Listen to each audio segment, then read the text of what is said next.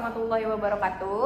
Perkenalkan, kami dari kelompok 7, mahasiswa dari Universitas Pelita Bangsa, Fakultas Ekonomi Bisnis dan Ilmu Sosial. Dengan saya di sini Siti Nurayani dan ketiga rekan saya.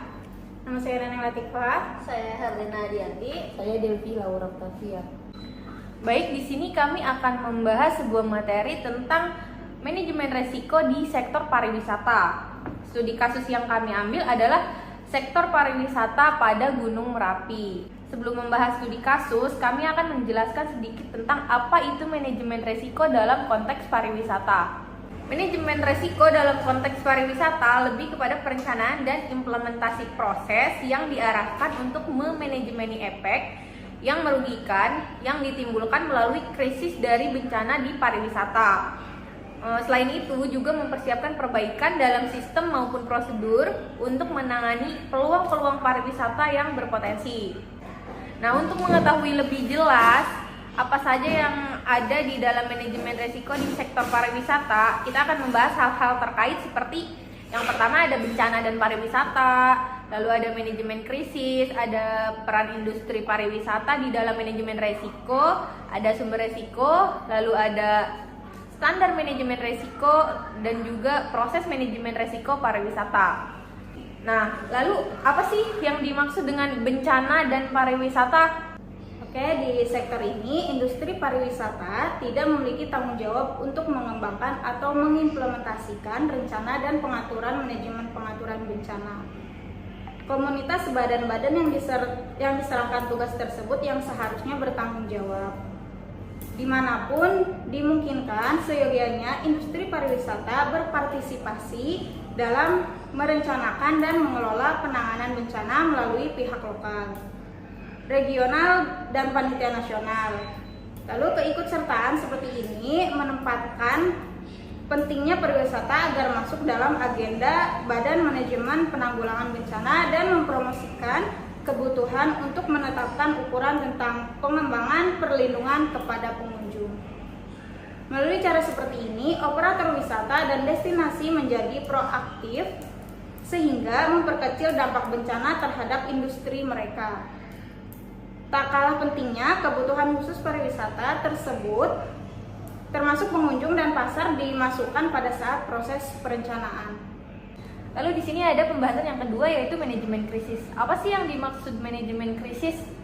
Jadi di sini manajemen krisis sendiri didefinisikan sebagai situasi yang berpotensi untuk menghasilkan dampak dalam jangka waktu panjang terhadap kepercayaan diri di suatu organisasi atau produk atau gangguan terhadap kemampuan melaksanakan kembali secara normal. Manajemen krisis dipergunakan dalam pedoman ini sebagai suatu terminologi yang berarti sebuah usaha pariwisata atau organisasi atau destinasi untuk bereaksi dan memulihkan diri dari krisis. Lalu krisis di operator wisata dan destinasi dapat terjadi dari dalam organisasi itu sendiri atau dari kejadian luar atau event-event yang berakibatkan berdampak atau ancaman bencana terhadap komunitas itu sendiri. Komunitas yang terguncang berakibat pada kepercayaan diri pariwisata tersebut dan mengganggu kemampuan untuk kembali melaksanakan operasional secara normal. Lalu pembahasan yang ketiga itu ada peran industri pariwisata di dalam manajemen resiko. Nah, apa sih yang dimaksud peran industri pariwisata di dalam manajemen resiko tersebut? Peran industri pariwisata di dalam manajemen resiko. Pariwisata memiliki dua peran dalam manajemen risiko. Yang pertama adalah sebagai mitra kerja pemerintah dan badan-badan komunitas yang memiliki cabang-cabang. Perencanaan penanganan sistem manajemen bencana yang terkoordinasi, sistem, prosedur, dan proses termasuk keperluan pariwisata.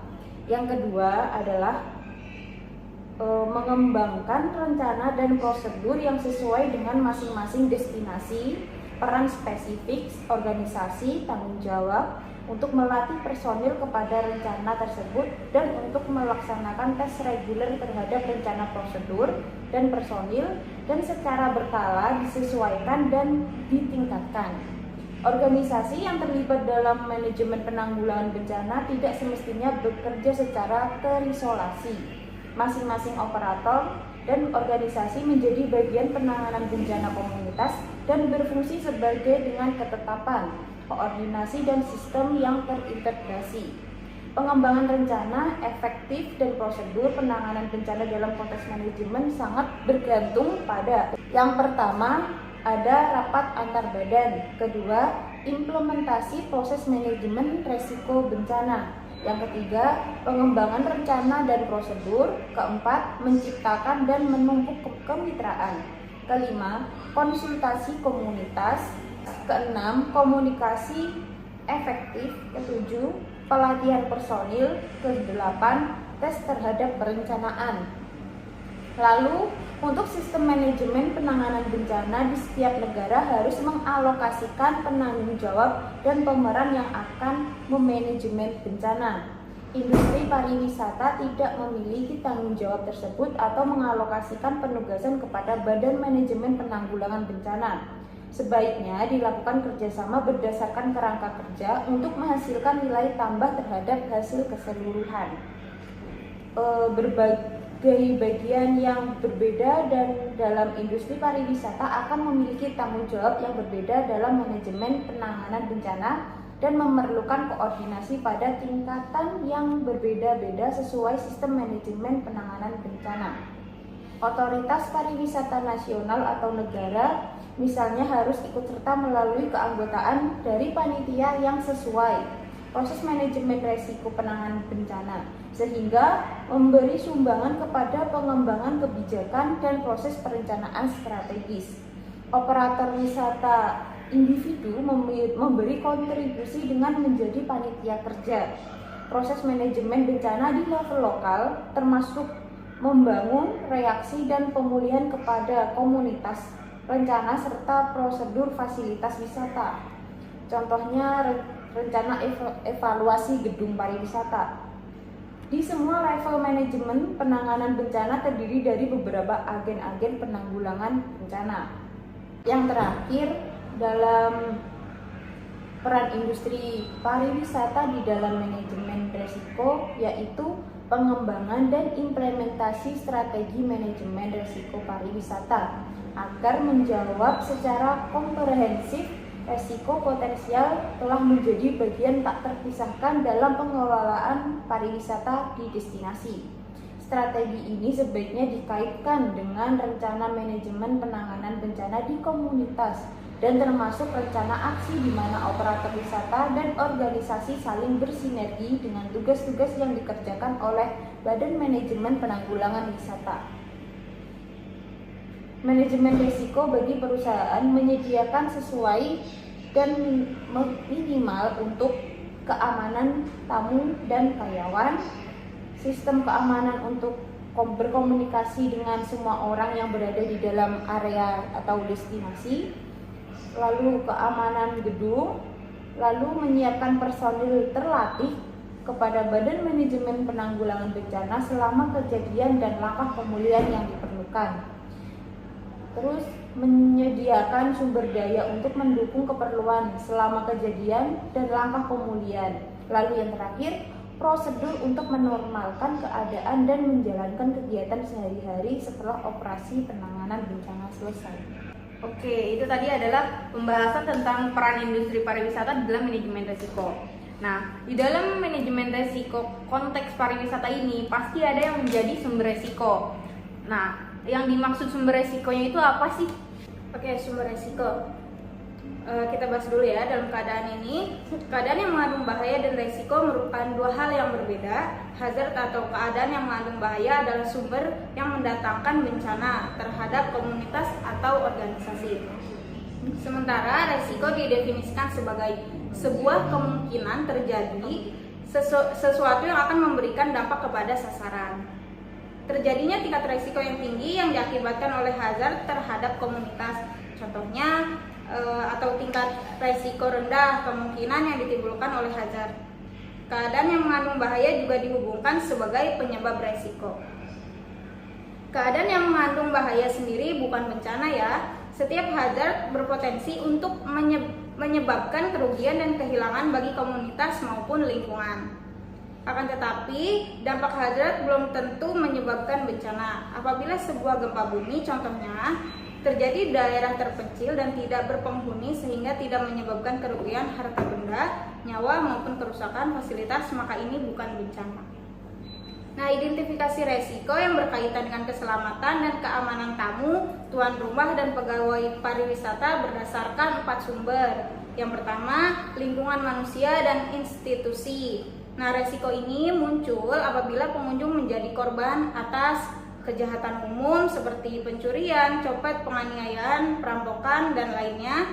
Lalu kebrutalan tanpa pilih-pilih dan menjadi sasaran, dan kejahatan terorganisir seperti pemerasan, perdagangan budak, kekerasan, dan lainnya. Yang kedua yaitu ada pariwisata dan sektor terkait.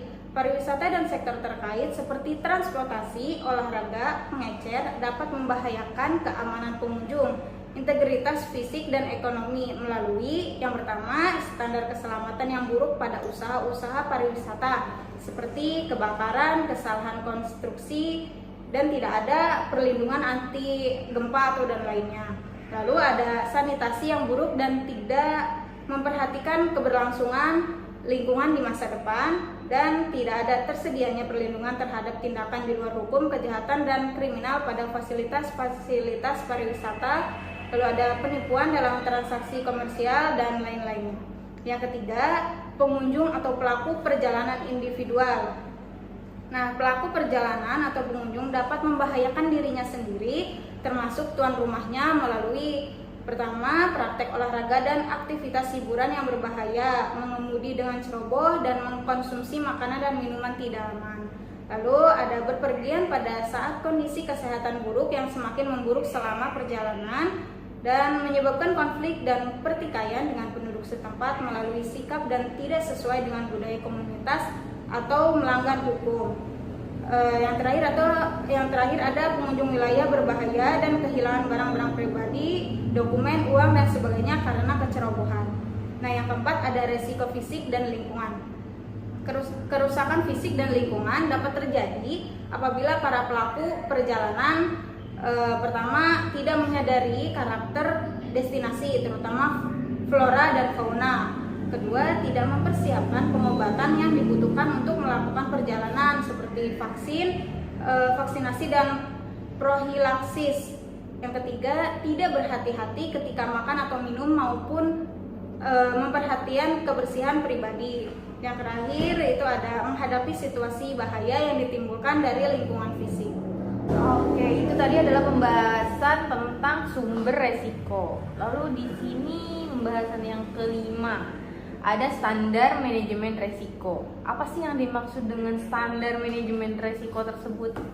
Jadi standar manajemen resiko ini di tahun 1995 di standar 4360/1995 manajemen resiko Australia atau New Zealand terbit. Dikembangkan dengan tujuan agar memberi kerangka kerja kepada organisasi untuk identifikasi, analisa, asesmen, perawatan, dan monitoring risiko. Standar tersebut memungkinkan organisasi untuk memanajemen risiko, memperkecil kerugian, dan memaksimalkan peluang.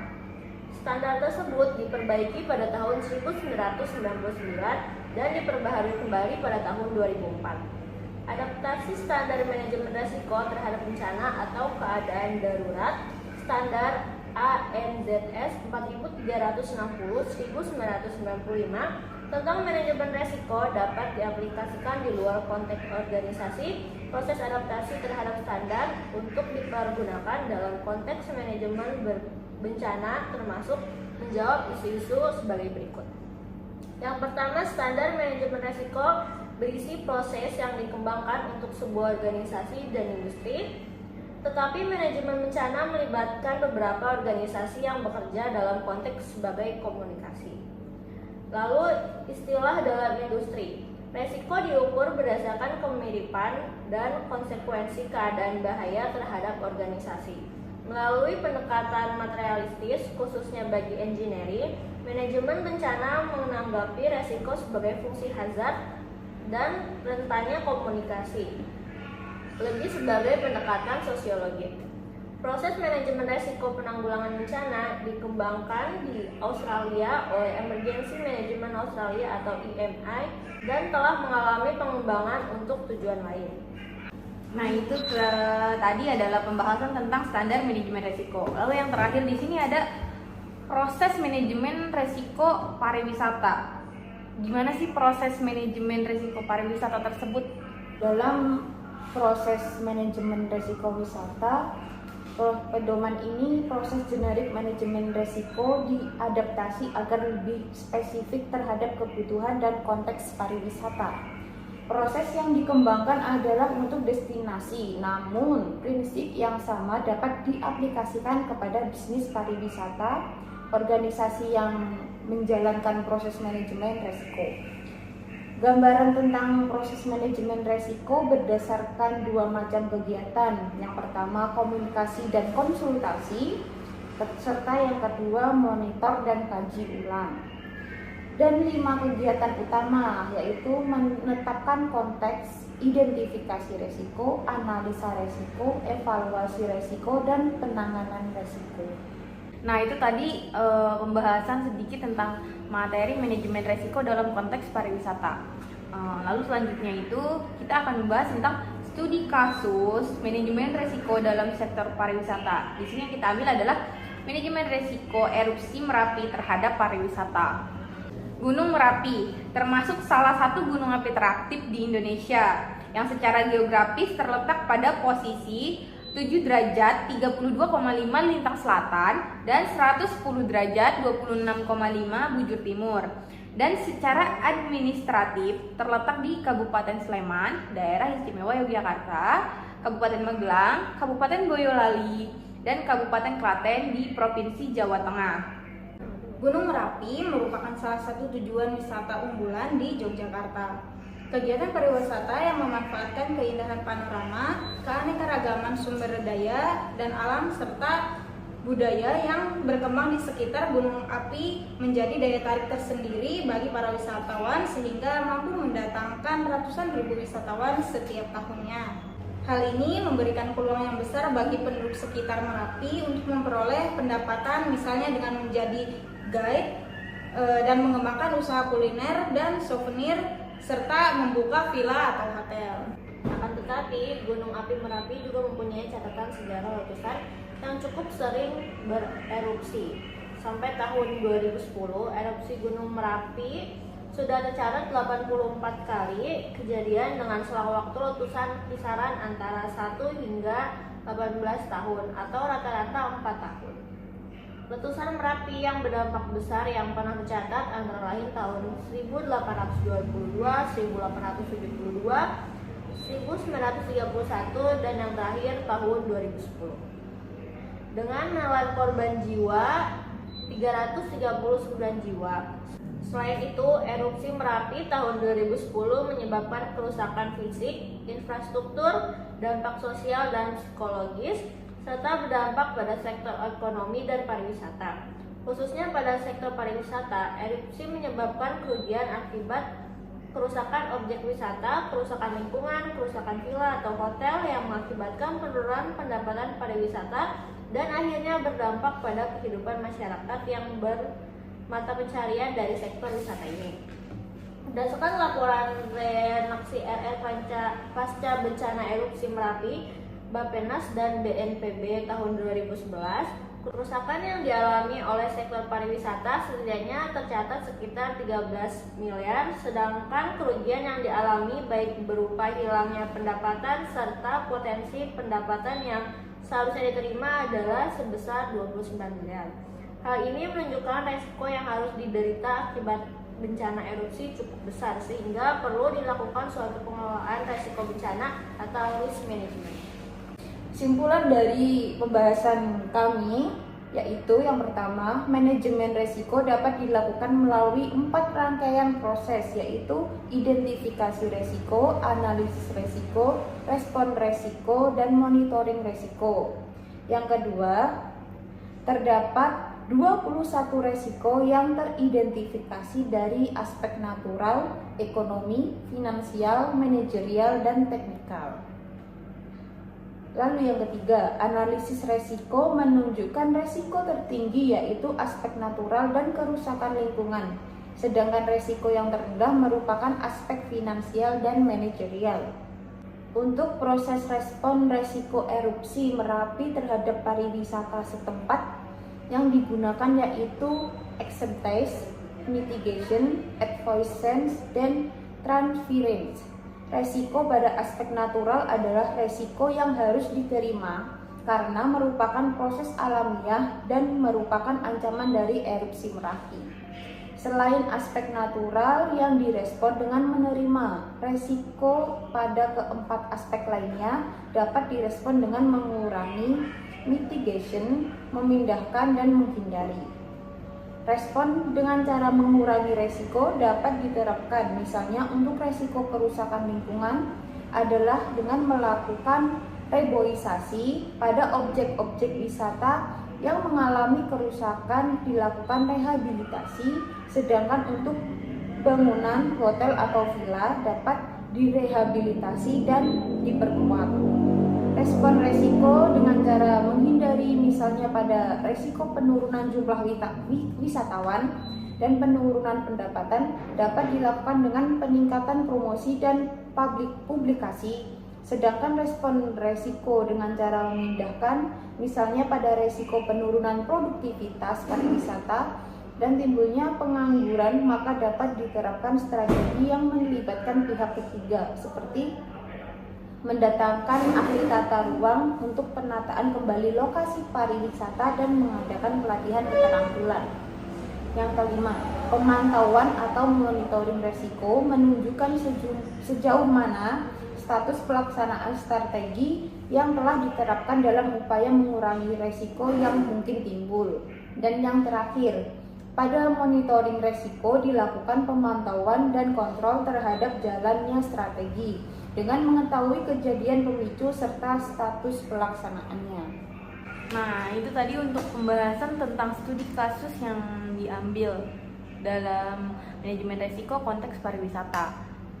Mungkin cukup sekian pembahasan dari kelompok kami. Kurang lebihnya kami mohon maaf. Assalamualaikum warahmatullahi wabarakatuh.